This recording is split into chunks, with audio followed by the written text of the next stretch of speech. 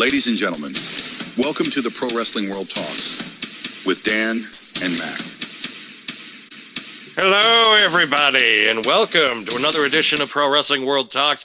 I am your host, Daniel Burke, and you are either watching us on Diamond Podcasting Productions on YouTube or on Spotify, or listening to us for that matter as well. If you're just an audiobook person, or if you like to see this shining pretty face every week. And I am always, thanks for that, Nelson.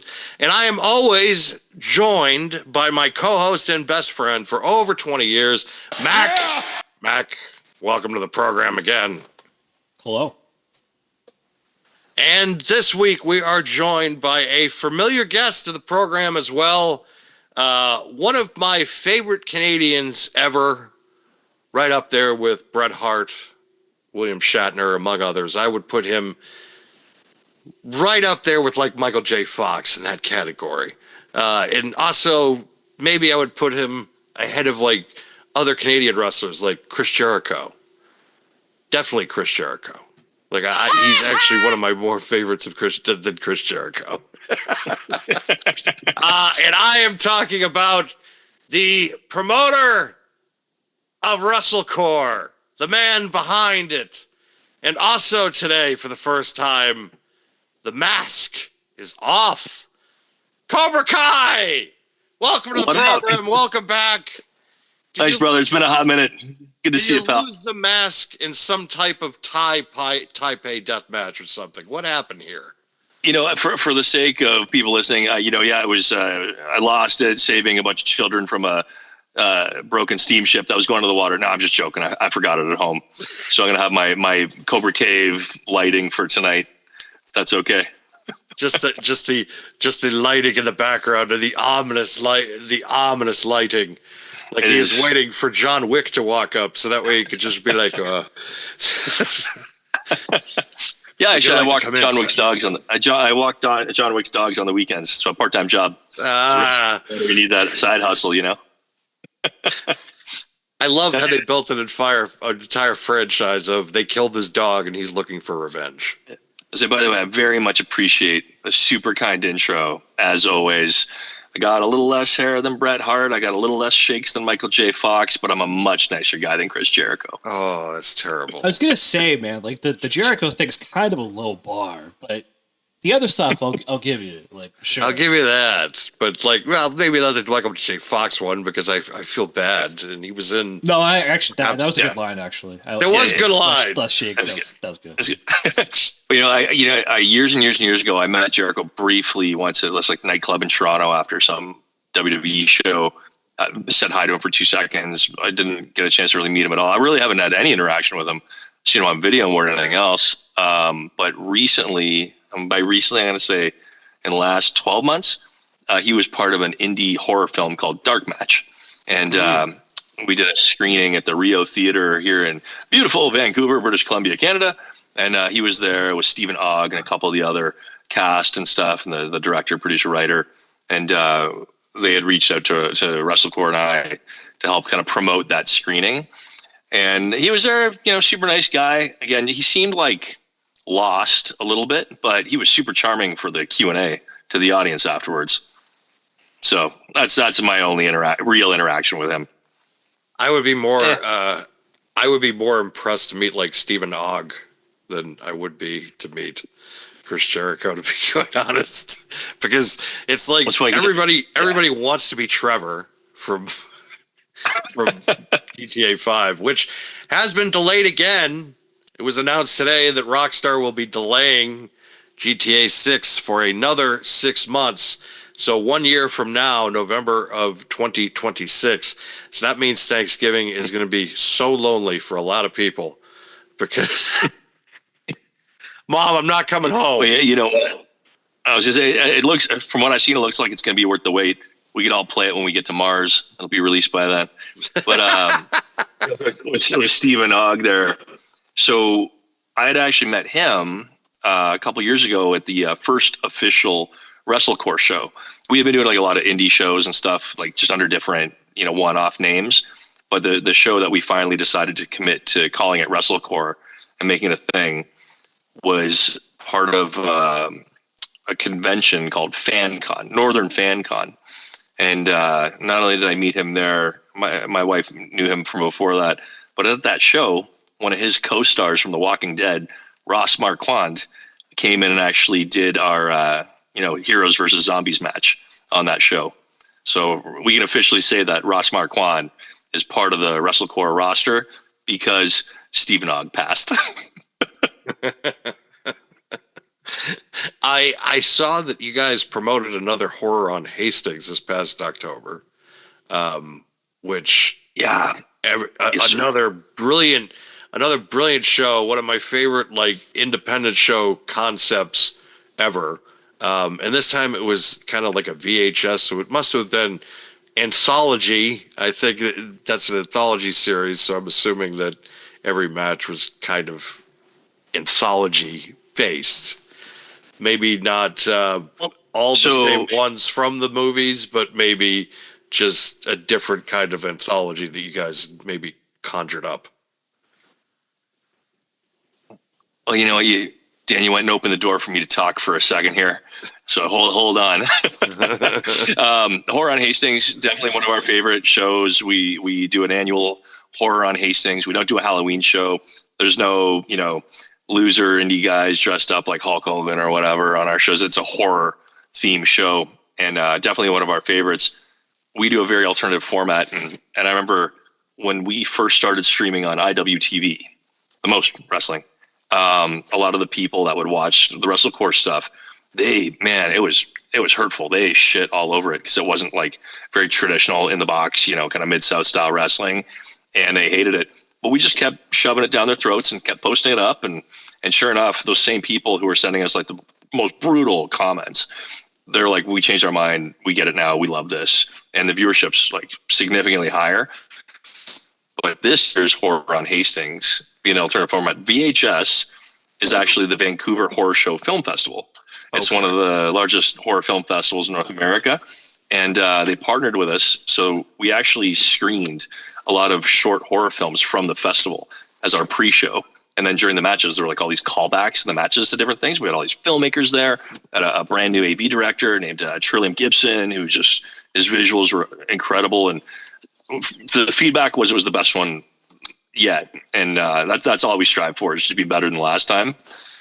But I tell you, it was interesting. We did the world's first door through hell match, which is a fatal four-way where you eliminate your opponents by putting them through a door. And we also did the world's very first and only, and probably should never happen again, tag team casket match featuring former WWE superstars Harv Gerv, Sierra, the Bollywood Boys in that one. It was great to have them actually finally debut at that venue with us. Want to sit here and I drive? And that's Calamity Kate. Hello. Hello again. Hello. Yeah, so it was, yeah. Hey guys. Hi. How are you? I'm well. How are you? I'm very good. Good. And this should be a unique one for the show, guys. So I think this might be the first time you're talking to somebody who's driving at night in the rain, hands free, so it's legal. That's true. This might be the first, but I think I remember having a conversation, one of the first interviews that we did with Michael Richard Blaze, and he was in his car for like 2 hours. Yeah. Oh, but he was parked. Yeah, he was parked. He wasn't driving. There's the police. Oh, okay. There's police too. Awesome. This show could get real exciting real fast. All right, can't wait. That's like being involved in like a high-speed chase with Cobra and Calamity Kate, and then the police just pulling up. We're all of a sudden we're on dash cam footage. We're like, what the hell? Yeah. You can upload that to YouTube. Exactly. Oh, that's great. I'm like, just tag us at least. Thank you. I'll send you the collab invite. That's awesome. But yeah, I know every show, it's always like a weird, different theme. And there's only a few of them that we run regularly. The horror on things by far a fan favorite. It's like a perfect marriage of, if you like to watch people, jump off the top rope and get hurt, you also like, horror movies, you're going to have a great time.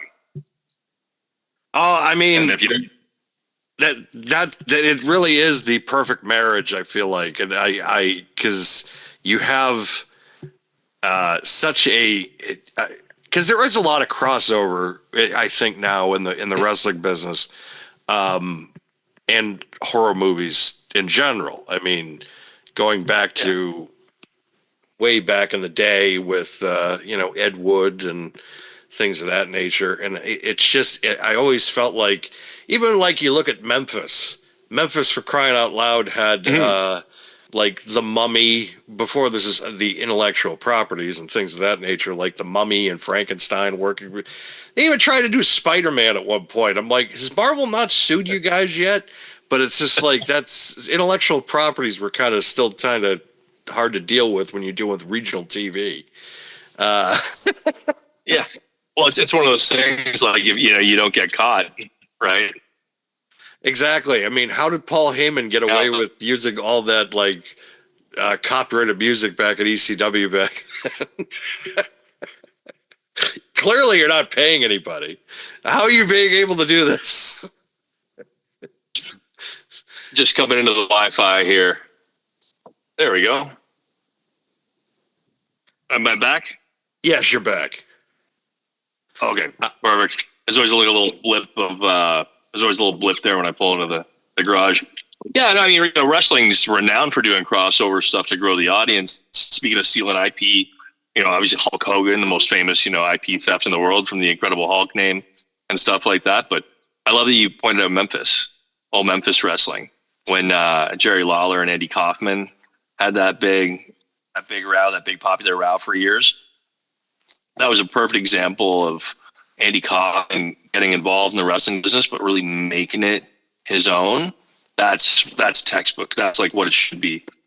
I sometimes get disappointed when I see like WWE will bring in someone great to cross over, but they turn them into a WWE box. You know what I mean? I always thought, and actually I've done this several times in video games, where it's like you put the like, if you're doing a cross promotion with a movie, like let's just say it's Jason or like a Jason Freddy or like Michael Myers. It's like, if they're going to do a cross promotion, why don't you have the Undertaker do a feud with Michael Myers or something like that? And I understand there, of course, everybody's just going to be like, well, who's going to, it's not like you could beat Michael Myers with the Undertaker or vice versa. And it's just like, no, but you don't have to beat either one of them, because you just do like a coffin match or like an Inferno match, and no one really loses in the end. Yeah, everyone wins. The audience wins. You know what I mean? Exactly. It's like, and then you have that crossover of horror film fans of like, yeah, I get it. Like, it's, but everybody got mad at when they did the zombie crossover, that matchup they did with like The Miz and Damian Priest. Everybody hated it. And plus two, that even though they made like a ton of money from it because they're doing the crossover with Netflix. But, and then two, it's like, they couldn't also answer for the fact that Miz and Morrison got eaten by zombies and then they were back on TV the next week. It's just like, where's the continuity in this? So one of the ways that we get away with it at Wrestlecore, so like all the wrestlers that we work with, they're not them anymore. Like, so for example, when, Jody Threat, from TNA, when she's currently our champion, she's the Infinity champion. It's the Threat era, but she's not Jody Threat. She's the Elseworld alternative universe version of Jody Threat based on that show. Right. She's the horror universe, Jody Threat or whatever. So that's kind of how we get away with it. A little, science fiction loophole. And I think, things like WWE, again, they sort of rely on having a lot more power, a lot more money, a lot more fan base than the indies. So we have to be a little more considerate and thoughtful. It's like, when you go see a big budget horror movie, it's kind of disappointing, but you see some like indie horror movie that like just people made out of love, it's probably going to resonate with the audience a bit more in that cult classic way. There's a huge difference between, like, say, the original Texas Chainsaw Massacre, which is, arguably one of the best films of all time, horror or otherwise, versus, some I Know What You Did Last Summer, Again in the Hood, last week, part 15 or whatever that some studio made.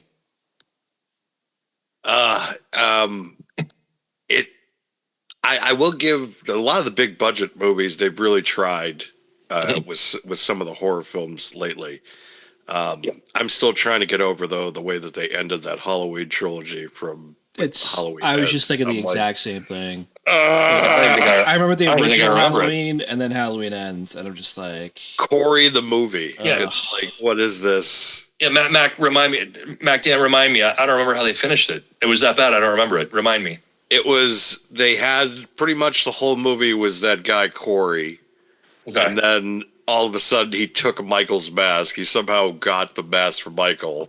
Okay. And then goes over to Laurie's house and tries to kill Laurie. And then Laurie kills, like, the Corey dude. Then the actual Michael shows up, gets his mask back.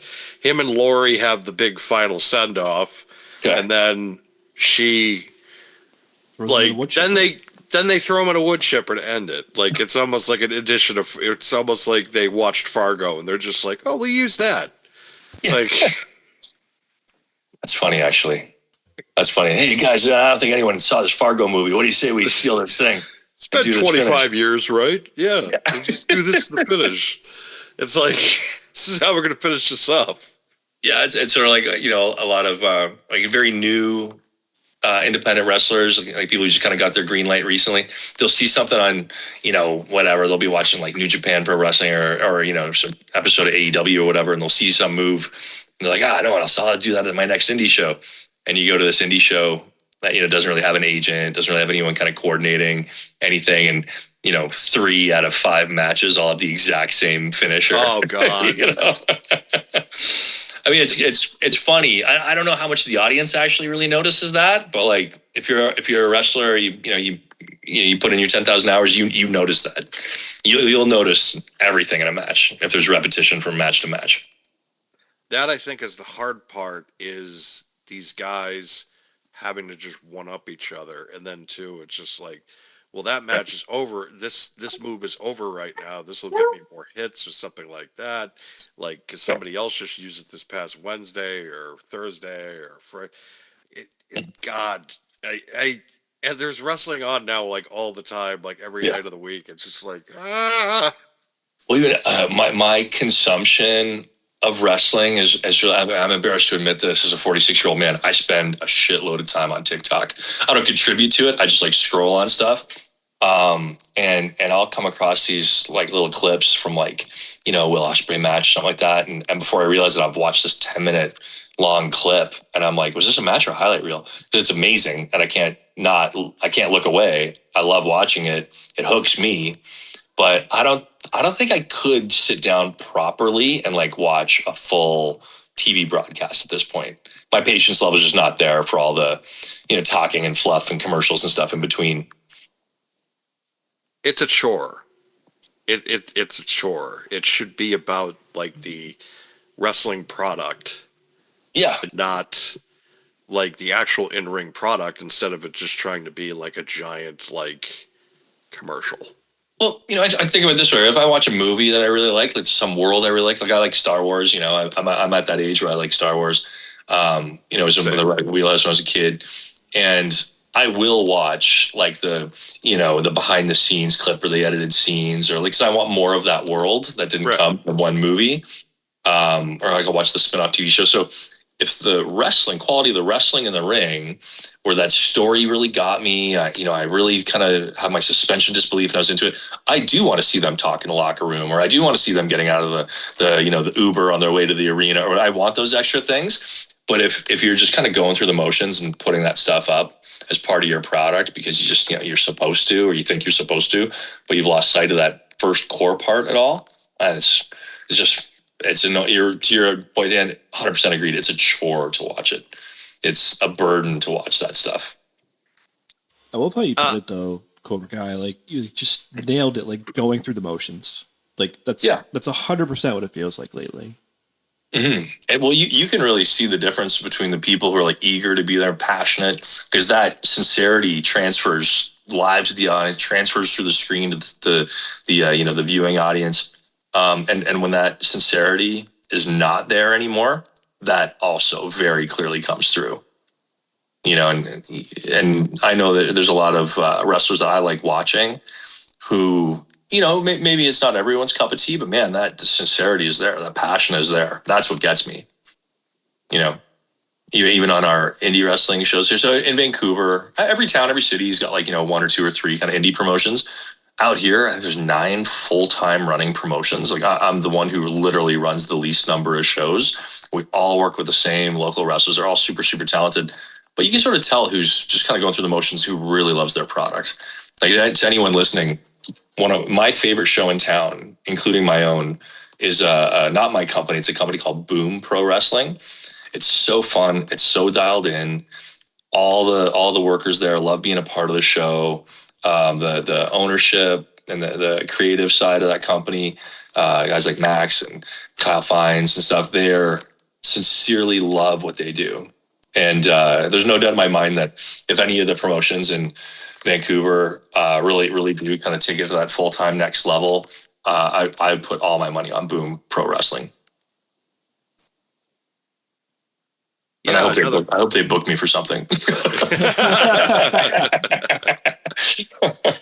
Yeah, I'm sure they're just like, really? Are you saying nice things? Because it's odd for another promoter to kind of put over another company because, everybody wants that click now of just like, oh, he's talking shit about this company. Oh, he's bashing that company. Yeah, I'm pretty open about who I'll talk shit about because, like, I love burying people because, like, my sort of aspirations have obviously changed a lot. Like, I was never in that mode where, like, oh, I'm going to be like a WWE heavyweight champion one day. Like, I knew my era, I knew what I looked like, I knew my skill level, and then none of those things, that equation did not equal me being a WWE heavyweight champion. So, I can kind of call it like I see it with a lot of people. And again, there are people who know 1,000 times more than I'll ever know, but kind of my knowledge base and stuff like that, I don't mind telling someone like, yeah, you suck, or whatever. Actually, this is a really good segue. A friend of mine, good friend of mine, if you guys haven't connected with him, please do. He is the Wrestling Classic. He's a phenomenal content creator with a great following. He does a lot of interviews with like WWE people and stuff like that. Really, really popular guy, AEW guys. And him and I were talking, and we want to do a little segment on his channels. As a promoter, what do I look for when indie wrestler approaches me for a booking?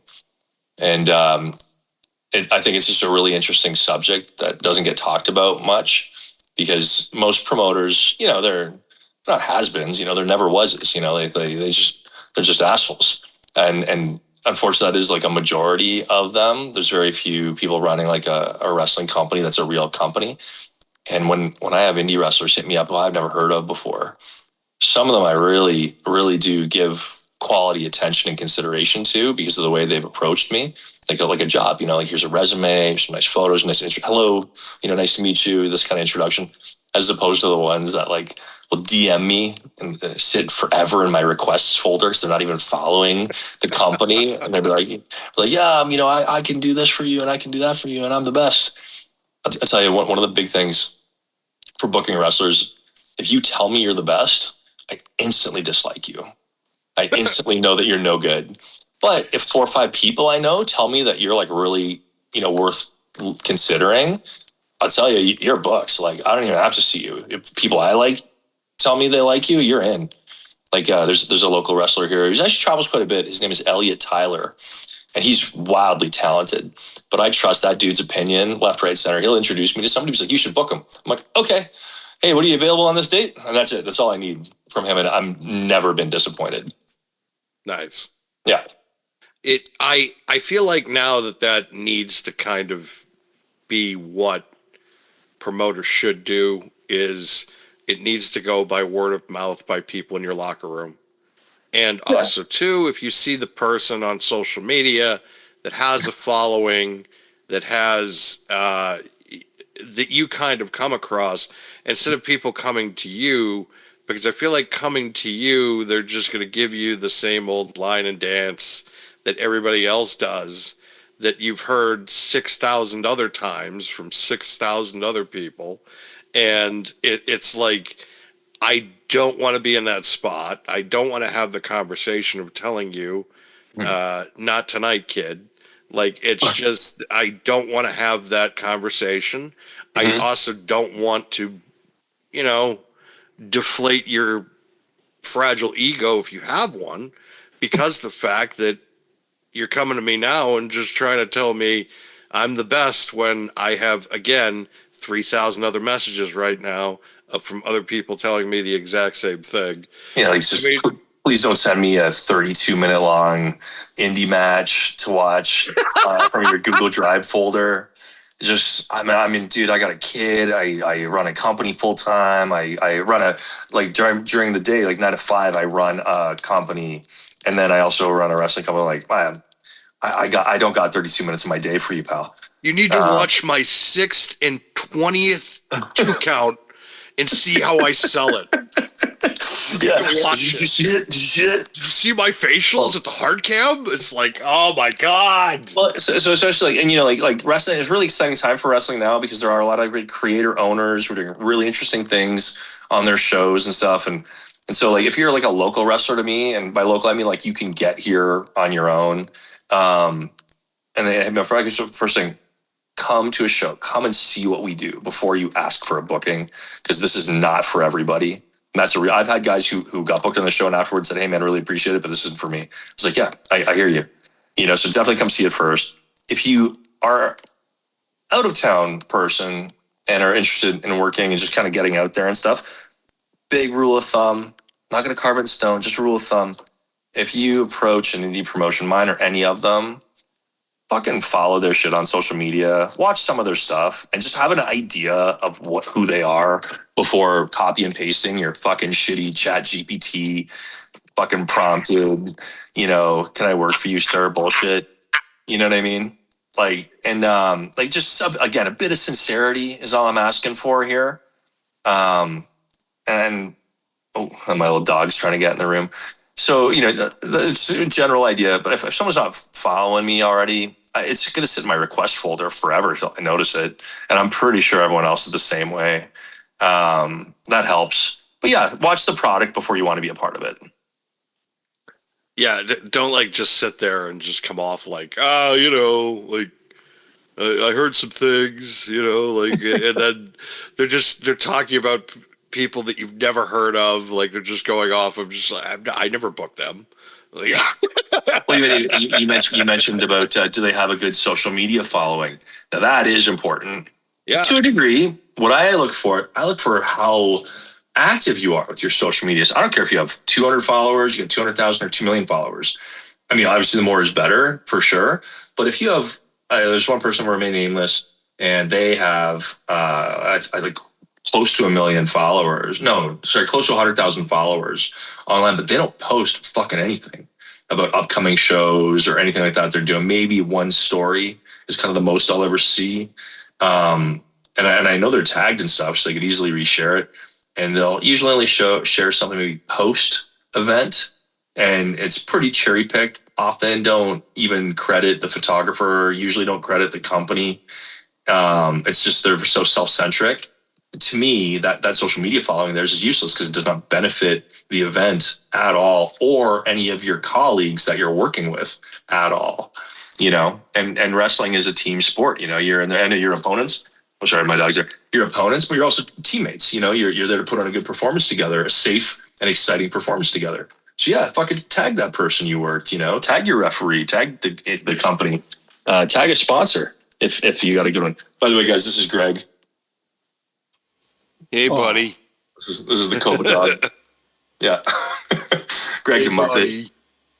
He's good. Greg got attacked by a pit bull a couple months ago, and it was like a fucking Looney Tunes cartoon. I look down and I just see Greg's like little ass and legs like hanging out of this dog's mouth, and but you know, a couple $1,000 of surgery later, Greg lived to be annoying another day.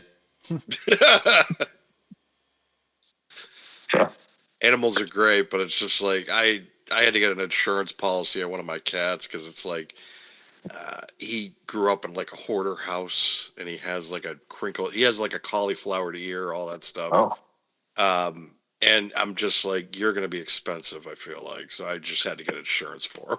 yeah, that pet card is like worth its weight in gold. Yeah, Yeah. for sure. Yeah, but Greg's cool. Part-time job as a car alarm. He only barks if you get air on him.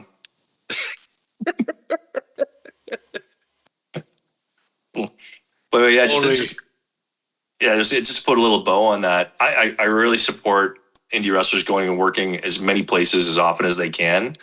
Like, you know, one of the people who impresses me the most, I missed, he's from Toronto, originally trained in Toronto originally. I missed him by a minute when I was living there. His work name is Von Vertigo.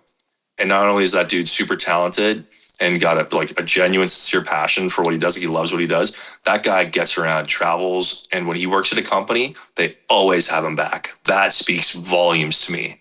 Like he's always asked to come back and work again, and often does. To me, he's like a textbook example of like if I were to be a wrestler nowadays, that's kind of the path I would follow is what he's doing. And he's a nice guy, he's a helpful guy. He does great content for himself and for the people he works with. Like he's a real gem of a human being. And any promoters who are out there listening or whatever, if you want to book somebody who's like helpful, who's got tenure, who's got, you know, his legs underneath them, got some great experience and will add a ton of value to your show, hit up Von Vertigo as well. When I heard Toronto, I was just like, is he going to mention Cope? Is he going to mention Cope? Yeah. No, you know, I can. I'll say, do you guys know what him and Christian Cage there came up with a product, planking board? The plank thing, Oh, yeah. pure plank. Yes. And I did a show. We do a big summer festival show. It's a Lucha Libre event. It's 2 days. It's wild. We have vendors and stuff. And I saw this product online, and I was like, man, I got this great idea to use that product in my show as a piece of like content that could be a sponsor.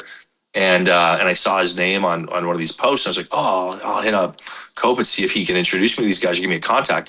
This is his fucking company. Him and Christian Cage, their fucking company. I had no idea. And I was like, oh, that's sick, dude. And he told me like about the last year of business. And I was like so impressed. I was like, oh man, you're not just a pretty face and a good work rate, are you? You guys got some business knowledge in there. Tip my hat to those two for doing something sort of out of the box and adjacent and stuff like that. It's sort of like, you know, what's her name? Jessica Alba making that soap company. you know. Yeah, they're actually being able to kind of branch out and not just live on their laurels, or you know, or the same thing that they've been able to do, where it's like, I have a backup plan now, I have a retirement plan, because you know, Lord knows the wrestling industry is not, you know. Yeah. That's the hard part. It's like there's no 401k or pension plan it's built for. It's just like, Nope. well, You're still out there saying woo at 80 years old, or you know, or going through barbed wire, not waking up a few days later. You know, that's how it goes till the end, you know. But yeah, I'll say there's a real fun little thing about this pure plank. So at that Lucha Libre event, one of the headliners who came in, another phenomenal Canadian wrestler, Evil Uno, and yes, and in a match against a phenomenally talented independent wrestler based out of here, just came back from the Young Lions thing. Casey Ferreira and him just were tearing down the house. You know, 1,000 people there screaming their heads off. And Uno pulled out that pure plank, and I thought this was a fun little, you know, cookie in the show. He did the world's first pure plank concerto, which is a nice tip to Funny, Adam. I was wondering if it did get used as a weapon, and you just confirmed it. So, could we just say this? And I don't know if he's going to listen to this or whatever. I don't talk to him that often, but so I don't mind complimenting him behind his back. I hate doing it to his face. But with Cope and Christian Cage there, the chair shot is one of the canonical tropes of pro wrestling. And those two guys reinvented the chair shot for all time. They like, you know, they've got so many great accolades, but to me, that's one of the big things that really stands out. So I thought it was a cute little sort of tip of the hat, sort of, you know, wink to use that pure plank in the world's first pure plank concerto. It's kind of a fun idea. And I'll tell you, Evil Uno, man, he made it work. Him and Casey Ferrer made it work. Like the audience got it. And I couldn't have been happier with that bit. That was awesome. Even I like clapped and screamed. And, you know, I had to put my beer down to clap with two hands. That's how happy I was. So You just watching the show with beer, and you're just like a fan again, and then you're just like, oh wait, I got to run things. Shit. well, yeah, it's funny. So I've slowed down a little bit. But if you watch the first few years of Wrestlecore, you know, I like to drink at shows, and you will see me get progressively looser as the event goes on. Especially those lucha shows, they open at 4 p.m. We finish at like 11 p.m. Like it's like a 7-hour event each day, and so like I'm putting back my Parallel 49 lagers. Thank you, Parallel 49, for your support and sponsorship over the years. Putting back my Tito's vodka. Thank you, Tito's vodka, for the support and love over the years. You know, and before you know it, I just, by the main event, I'm like, hey, it's a main event. I got to go pee. And that's it. You know, that's how we announce it. I guess the 7-hour shows on back-to-back days, it's like, well, it's forgivable because he doesn't run shows every week. Like, You know, I don't think the audience notices at that point because, like, they're right there. I'm out there cheersing them and, you know, getting rounds of drinks for everybody. But we're there to have a good time, you know. And a lot of people ask me, like, you know, can my kid come to the show? And I'm like, no, you know, it's legal age and up. It's an adult show, and there's cussing and swearing, and there's you're probably going to see some nudity and yeah, and stuff like that. I have a kid. I like family friendly. I go to family friendly shows. Here's me name dropping yet another person. Good friend of mine, someone I work with quite often. You probably heard of him. He was Mini Kurt Angle in WWE, Short Sleeve Samson. oh, yeah, And he owns a company called Midget Warrior Wrestling. And it was one of they tour around. It's going to be in your town eventually. Go check out the show. If you got a family, bring it's a super fun, family friendly show that just delivers every time. Short sleeves. And our head referee, Joe King, because the rules are no laughing matter. Joe King, head referee. He referees for Midget Warrior Wrestling as well quite often. And if you had told me a referee was going to be one of the most popular personalities in a wrestling show a couple years ago, I would have thought you were crazy. But he's proof that it happened, and Short Sleeve really helped bring that together as well. Well, it has become kind of like a common thing now where the referees are kind of getting more attention and love that they ever. I guess you could thank AEW for that because they kind of brought that more like a forefront because Yeah. look at like Audrey Edwards. It's just like, oh well, yeah, that's like she's actually a household name for wrestling fans now. So that's. She really is. She's a great person. She's a phenomenal talent, and because of you know, the big strides that she's made in that ring. Like when I was wrestling, I'm not the biggest guy in the world. I'm like 6'2", 210. You know, so when I was wrestling, and most of the wrestlers around my size are smaller. When I was wrestling full time, and you know, we'd always want the little ref. You know, give me that guy who's 5 foot nothing, 80 pounds, because we look bigger in the ring. And that's sort of the mentality. It's kind of a dick mentality to think of it that way. Like, oh, I want you to look smaller so I look better. You know, that's not what wrestling's about. We should all want to look good. And I think people like Aubrey Edwards and you know, Joe King. Now it's being more accepted that referee is just as much a part of that match as the wrestlers, as the chair that gets used, the table that gets gone through, the second or manager or valet at ringside, or any other element in that story. And a good storyteller will use every element to their advantage to tell a good story in that ring. So if you're still in that mentality, like, get out of my spotlight, this is about me. So yeah, this probably isn't for you. And you're probably not going to go that far. But if you generally, you know, want to put on a good, you know, segment and use the tools available to you, you're going to be a team player. You're going to be recognized, and it's going to work out for you. What is your opinion Mhm. on the Terrifier films, kind of, and their rise in popularity? Because some probably could say that Terrifier is almost like Wrestlecore has almost become the Terrifier of professional wrestling. I wish I had Terrifier money. Put on a hell of a show. No, first of all, thank you. I appreciate that. What a good segue into a different subject. Look over there, a different subject. We're good here with that. We start at first base and end up in left field and the grandstands.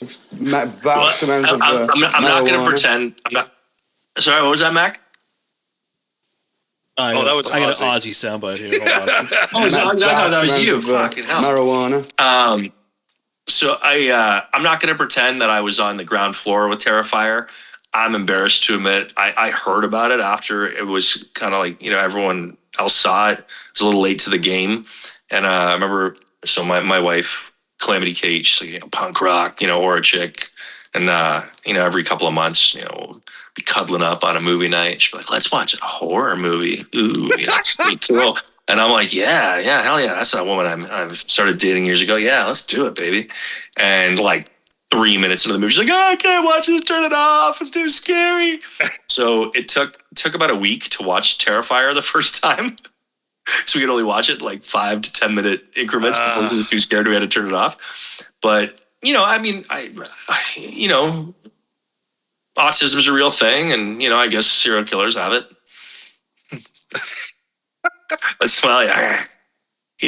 No, but I think those filmmakers, they made a lot with very little, and it's wildly popular. And it just goes to show you the same thing. Like, they really wanted to make a movie they wanted to make. I don't know the names of the filmmakers, but you can tell it wasn't like some overproduced, committee decision that happened in, the executive office. It was like filmmakers, like real creatives made that thing.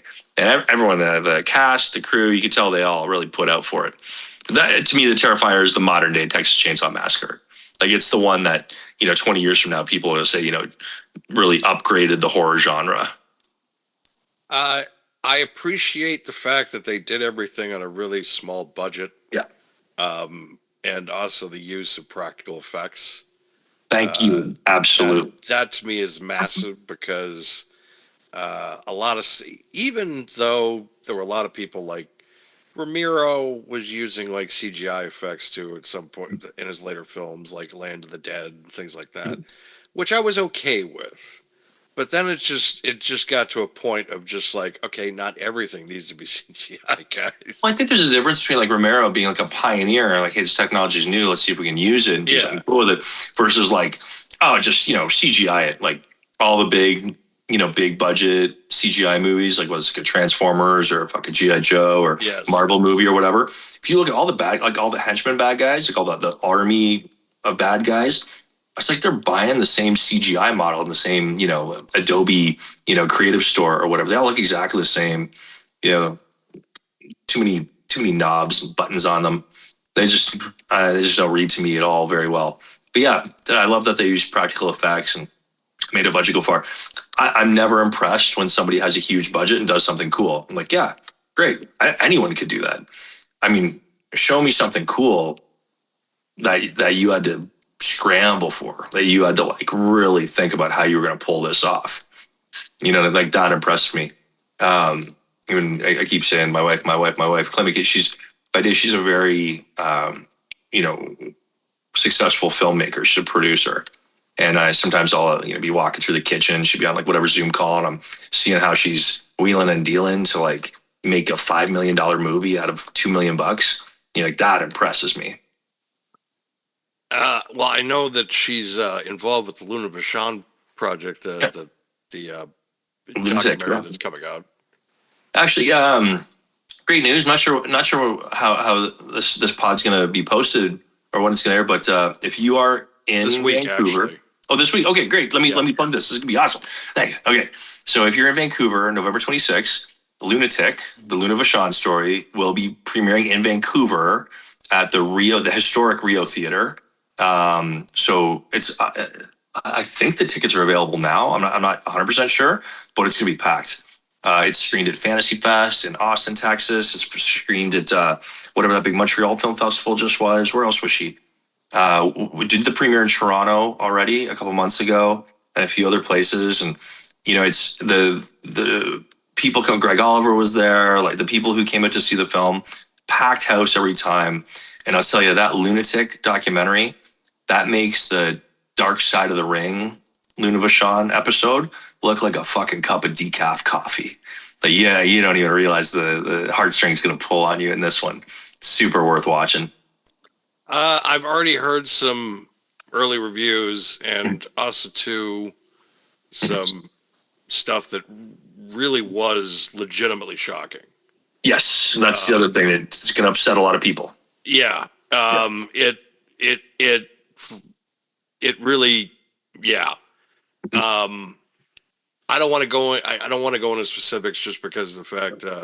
No spoilers. No spoilers. I want people to go and see it and kind of and too. It's just, but it is the revelation that kind of came out of this. It's just like, wow, yeah, that it's gonna bother people. But at the same time, it's like the story kind of needs to be told, and that it needs to be told in a way that of accuracy, Yes. know. And she has always kind of gotten a raw deal as far as her legacy is concerned, because I feel like she's always been forgotten.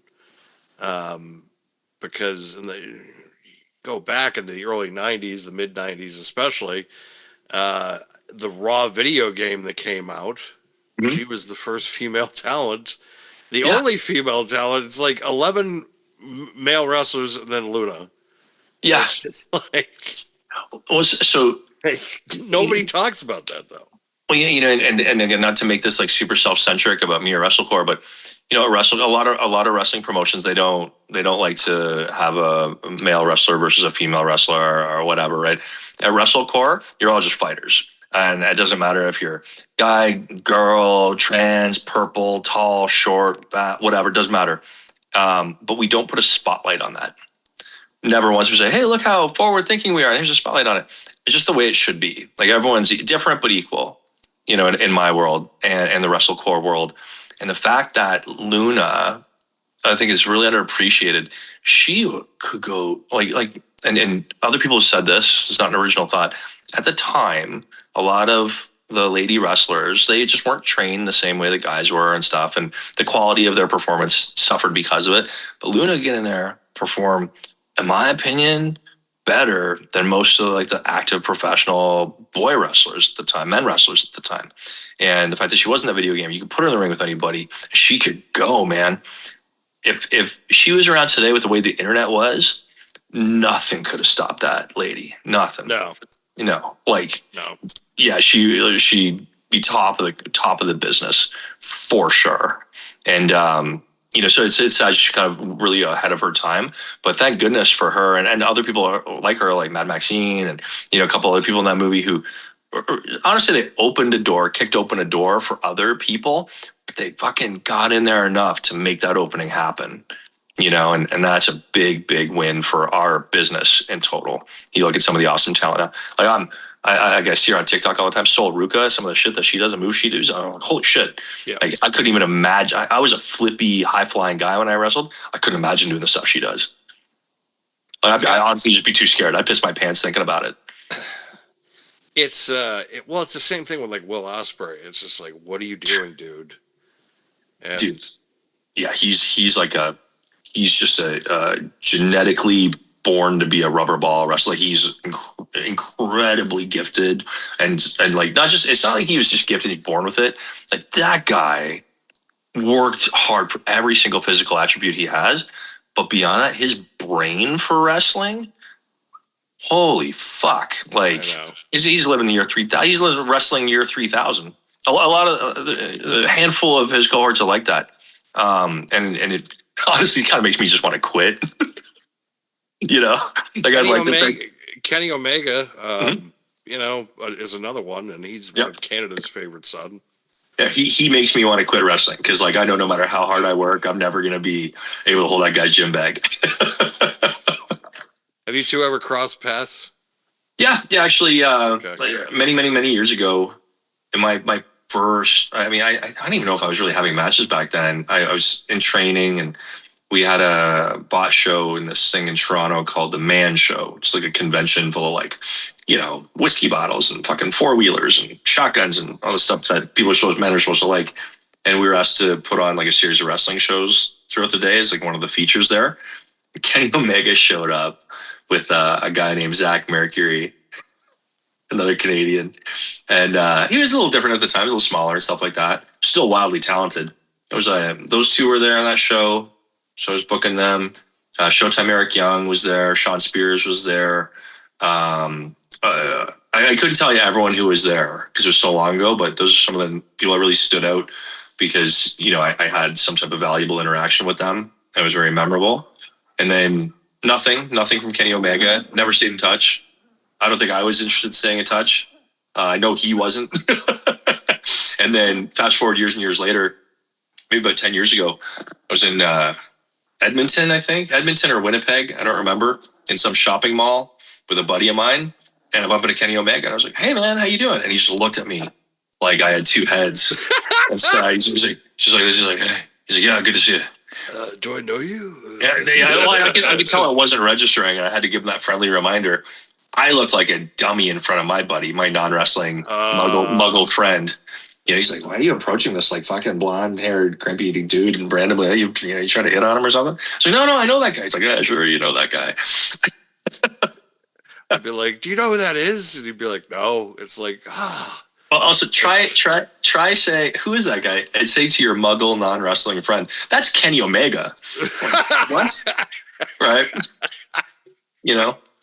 That's Sergeant Come Again. That's Sally Waffle. You know what I mean? Like, it just sounds so ridiculous if you're not if you're not into wrestling. So Kenny Omega is obviously like wildly popular wrestler if you know wrestling.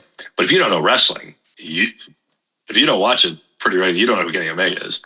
My wife, who hates the industry so much, she's just like despises it, but she also appreciates it because she knows that this is one of the wrestling to her is like the other woman in my life.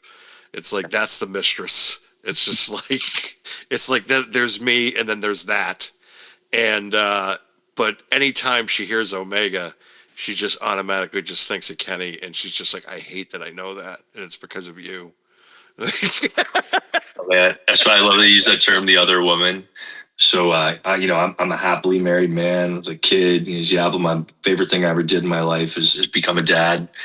And but when my wife is, traveling, for work, she's on location, she's out of town, and I can get up to some trouble. I like to drive out to the Arby's out here and get like 5 roast beef sandwiches for $5. Eat them in my car like a fucking shameful raccoon. That's me being bad. Yeah. The Arby's roast beef is my mistress. Yeah, it's like I don't see her that often, but like once, twice a year. Hey, baby, you got that $5 special on? Ooh, right. Yeah, give me some of them curly fries. At that point, just get Meat Mountain, I guess. Yeah, and there's something about the bread to meat ratio. I just like the regular roast beef, but I don't put any sauce on it. I just eat it plain. But I'll eat like 5 of them happily in one sitting. You gotta have the Arby's sauce. That stuff is sensational. When I'm feeling a little exotic, you know what I mean? Then yeah, I will. Not the horseradish, but the regular Arby's sauce is fantastic. No, it's weird. I love horseradish on like a normal piece of prime rib, but I could never put it in one of those sandwiches. No, it's not for me. It just doesn't work. Like it's either Arby's sauce, and also you use the Arby's sauce for the curly fries. Yeah, absolutely. You got to dip, or drizzle. Yes. Yeah, the drizzle works if you're on the go with the packets. But if you're sitting down for a nice dining meal, an anniversary, something like that, yeah, pour it on the tray, dip it. It's life changing. Arby's sauce is a Mount Rushmore of condiment.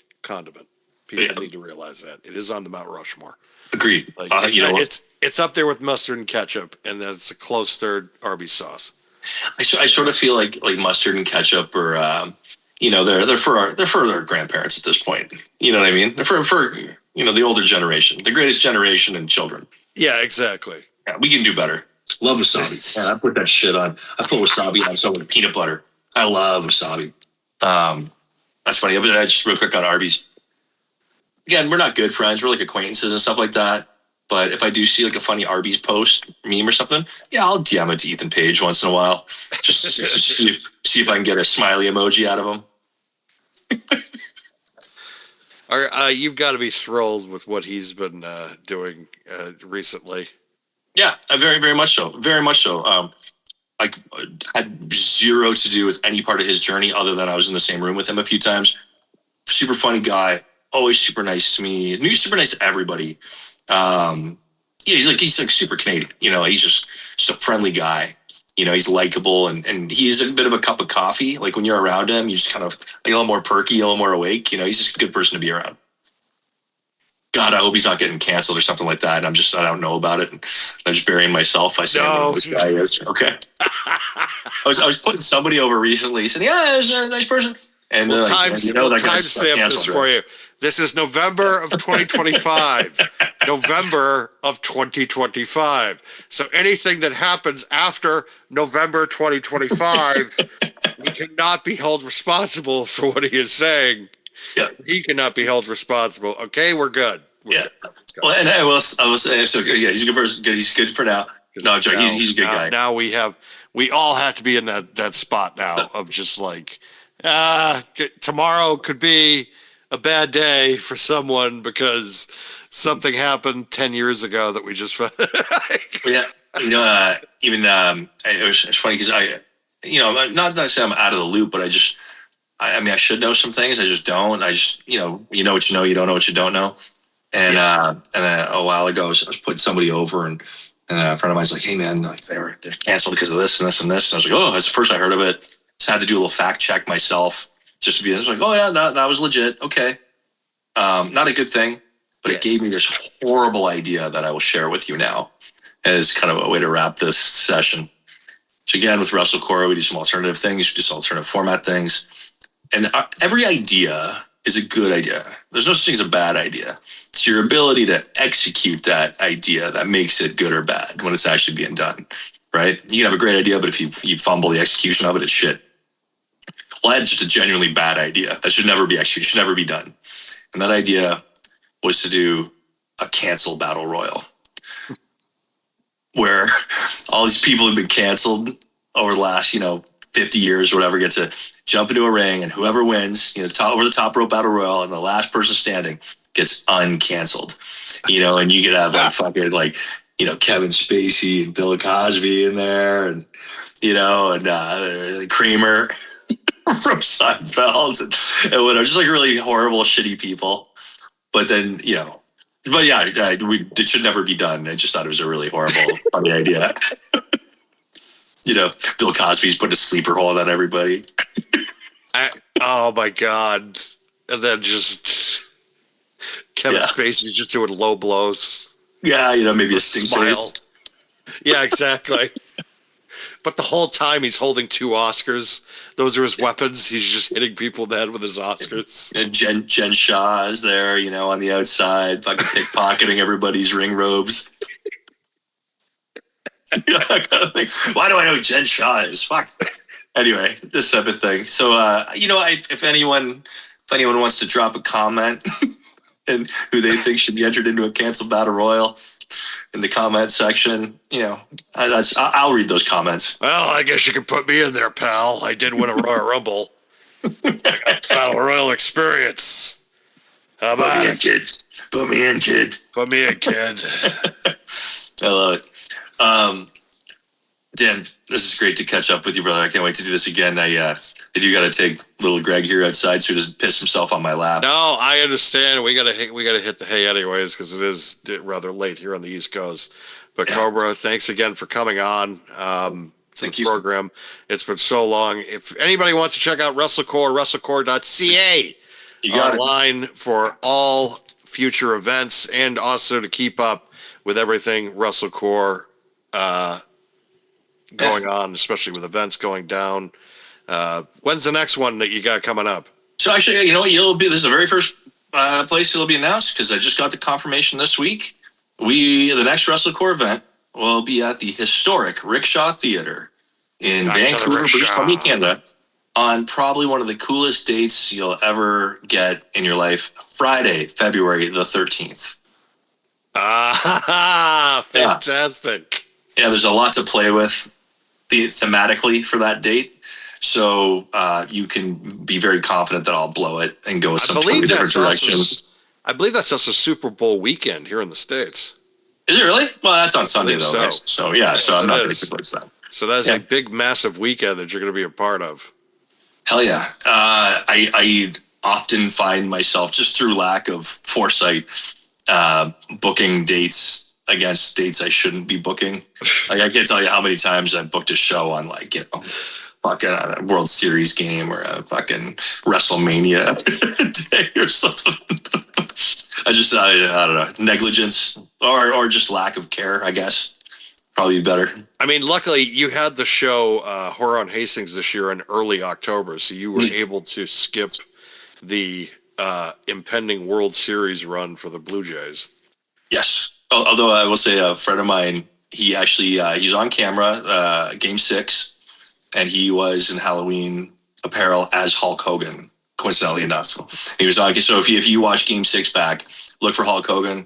That's a very good friend and colleague of mine.